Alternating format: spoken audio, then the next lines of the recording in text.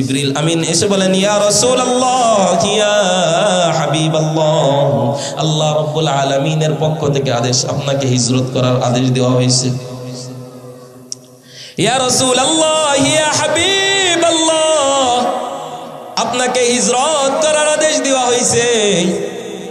আল্লাহর নবী মুহাম্মদুর রাসূলুল্লাহ সাল্লাল্লাহু আলাইহি ওয়াসাল্লাম উঠলেন, উঠে আলী রাদিয়াল্লাহু তাআলা আনহুকে ডাক দিলেন, ও আলী উঠো, আল্লাহর পক্ষ থেকে আদেশ, এখন আমাকে হিজরত করতে হবে।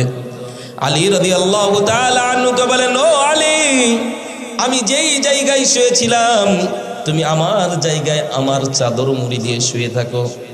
রসুলের জায়গায় রসুলের চাদর মুড়ি দিয়ে শুয়ে থাকা মানে কি? আলী রাদিয়াল্লাহু তাআলা আনহুকে রসুল মনে করে হত্যা করে ফেলবে, এটাই না? আলী রাদিয়াল্লাহু তাআলা আনহুকে রসুল মনে করে শেষ করে ফেলবে। আমরা হলে কি করতাম? না না না, এখন তো আমাদের নিশ্চিত মৃত্যু, এখন কিভাবে এখানে শুব?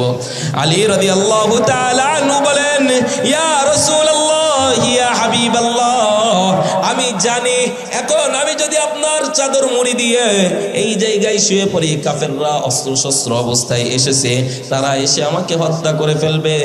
ইয়া রাসূলুল্লাহ, ইয়া হাবিবাল্লাহ, বিন্দুমাত্র আমার অন্তরের মধ্যে ভয় নাই, কারণ আমি আলীর জীবনের বিনিময়ে আমার রাসূল জীবিত থাকবে, এর চাইতে সৌভাগ্যের বিষয় আর কি হইতে পারে?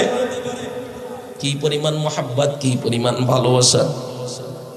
আল্লাহর নবী মুহাম্মদুর রাসূলুল্লাহ সাল্লাল্লাহু আলাইহি ওয়াসাল্লাম ঘর থেকে, মক্কা থেকে বের হইলেন।